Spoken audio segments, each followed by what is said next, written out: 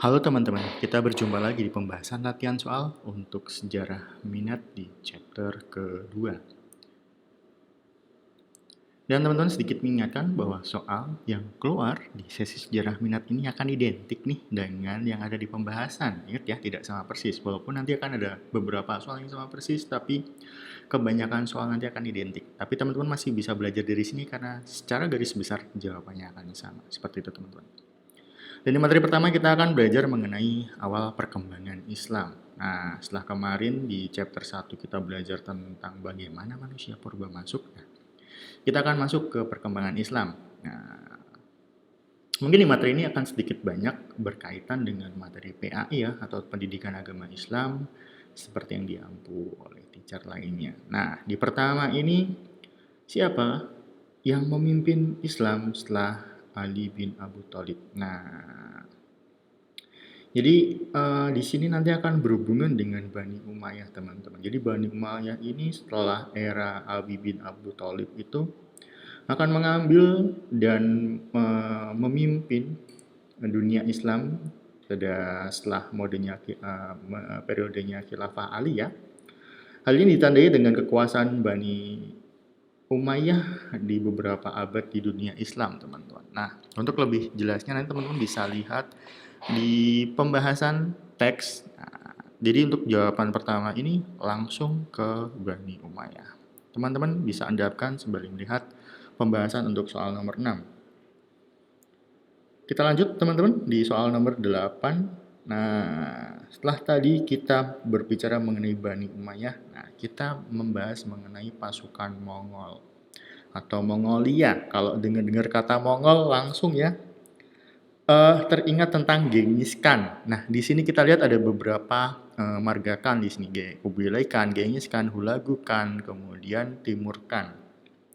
Nah, ketika melihat itu, kita sedikit berbicara mengenai sejarah teman-teman. Jadi, pasukan Mongol itu menaklukkan Bani Abbasiyah dipimpin oleh siapa? Nah, teman-teman pasti mendengarnya Genghis, tapi tidak. Di sini adalah Hulagu yang memimpin. Jadi Hulagu ini adalah cucu dari Genghis Khan. Nah, terkenal sekali kan Genghis Khan, ini adalah cucunya, Hulagu Khan. Dan ini yang memimpin untuk melakukan ekspansi dan penaklukan Baghdad. Baghdad ada di mana teman-teman? Di Timur Tengah, di Iran. Di tahun 1258. Jadi langsung saja di sini jawabannya adalah Hulagu Khan untuk C. Silakan teman-teman bisa untuk hendakkan sembari melihat pembahasan soal nomor 8. Nah, di sejarah kita selanjutnya kita akan membahas nih kerajaan Mogul. Mogul apa sih Pak? Nah, mungkin teman-teman belum terlalu akrab ya dengan kata-kata Mogul ini.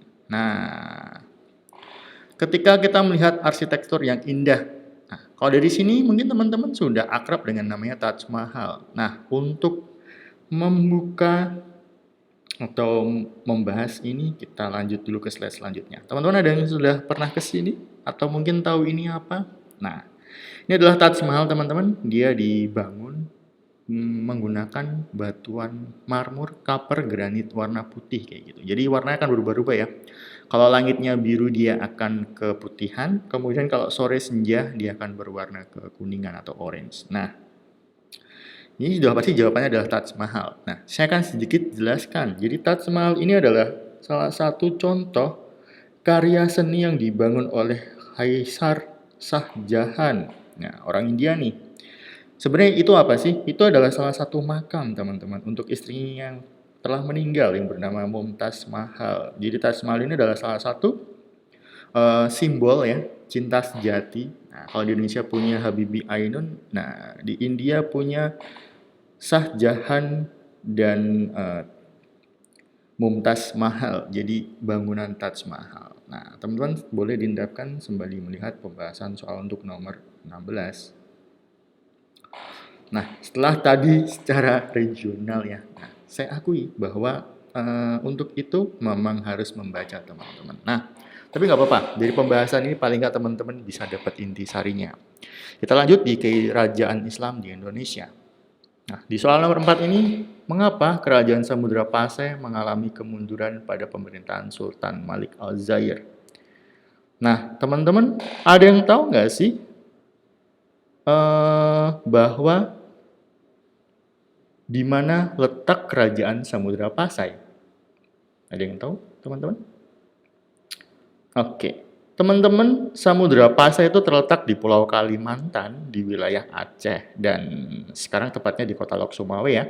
Dia berada di Selat Malaka. Nah, Samudra Pasai ini mengalami kemunduran teman-teman di bawah kepemimpinan Sultan Malik Az-Zahir karena beberapa faktor seperti dikuasai oleh Portugis. Jadi pernah ya dijajah oleh Portugis. Nah, kalau teman-teman ingat di pelajaran sejarah yang lalu tentang bagaimana rempah-rempah itu diambil, nah politik adu domba. Kemudian ada lagi dikuasai oleh musuhnya, yakni Sultan Ali Muhyad Shah. Nah, jadi kita breakdown dulu. Ingat dari atas ke bawah, dari bawah ke atas. Mengalami perpecahan, iya. Tadi kita sebutkan ya bahwa adanya perpecahan yang dikuasai oleh Sultan Ali Muhyad Shah. Jadi ini benar. Portugis tadi iya. Nah, Muhyad Shah juga saya sebutkan. Jadi di sini teman-teman bahwa untuk jawaban A, B, dan C benar. Jadi jawaban semua benar. Gitu teman-teman. Oke. Baik, silahkan teman-teman endapkan sembari melihat pembahasan soal untuk nomor 4. Kemudian kita lanjut di soal nomor 8. Nah, kemarin sempat ya dibahas mengenai kerajaan Mataram. Nah, di sejarah yang sebelumnya.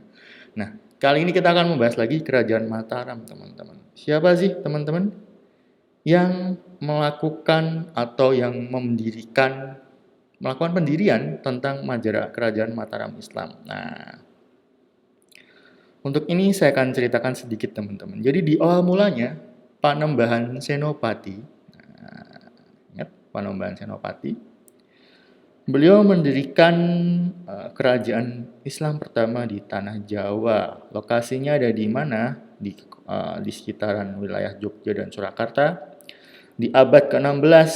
Jadi dengan kebijaksanaan politik dan militer, Panembahan ini bisa menjadikan kerajaan Mataram Islam sebagai yang terkuat di Nusantara. Nah, jadi tanpa babi bu langsung ini saja. Ya. Oke teman-teman, silahkan diendapkan sembari melihat pembahasan untuk soal nomor 8. Nah, kemarin juga kita sempat melihat ya teman-teman, keruntuhan Mataram Islam, Mataram Islam. Nah, Mataram Islam ini nanti akan terbagi jadi dua teman-teman. Yang pertama adalah Kasunanannya, Surakarta. Kemudian selanjutnya adalah Yogyakarta. Kita sebut Yogya gitu aja ya. Nah, Yogya.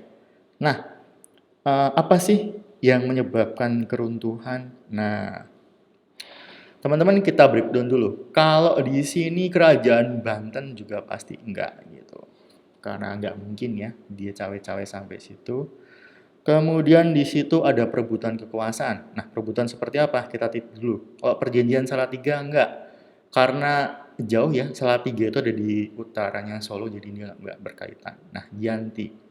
Nah, ada dua nih, tapi ketika perebutan kekuasaan di zaman dahulu pasti ada perjanjian yang menyebabkan daerah itu terpisah. Nah, ini bisa kita coret dulu. Nah, kita masuk ke perjanjian Giyanti. Jadi perjanjian Giyanti ini dibuat di tahun 1755 di mana ada suksesi perang antara Pakubuwono III dari Surakarta dan Mangkubumi. Ingat, Pakubuwono itu dari Kasunanan Surakarta. Sedangkan dari Keraton Jogja itu ada Mangkubumi. Nah, seperti yang disebut Mangkubumi itu adalah Sultan Hamengkubuwono pertama. Nah, dari pertarungan itu kemudian dipecah jadi Kasunanan Surakarta dan Jogja ini. Terciptalah satu perjanjian namanya Giyanti. Jadi ini yang menyebabkan Mataram Islam terpecah jadi Kasunanan Surakarta dan Keraton Jogja. Nah, teman-teman boleh endapkan dulu sembari melihat pembahasan soal untuk nomor 9. Kemudian kita lanjut di soal nomor 17. Siapa yang membangun Masjid Kudus untuk menyerupai Candi Hindu? Nah, teman-teman ada yang pernah berkunjung ke Masjid Kudus? Nah, bisa kalau teman-teman ziarah wali dari Demak itu lanjutnya ke Kudus gitu teman-teman. Nah, Di Kudus juga terkenal. Kalau teman-teman tahu, di sana juga tidak ada sate sapi, soto sapi nggak ada, tapi soto kerbau, sate kerbau. Kenapa?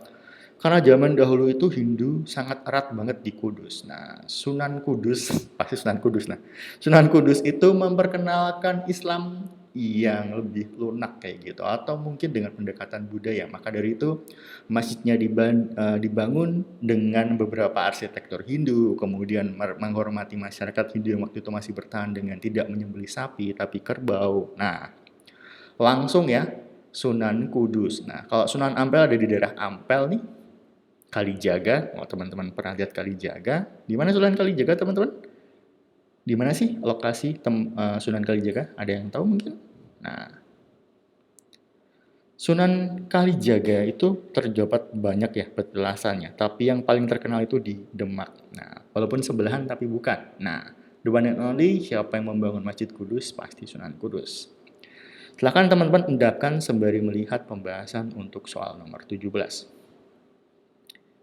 Oke, ini adalah soal terakhir untuk pembahasan latihan soal sejarah minat di chapter 2. Semoga bermanfaat teman-teman dan sampai jumpa di kesempatan berikutnya.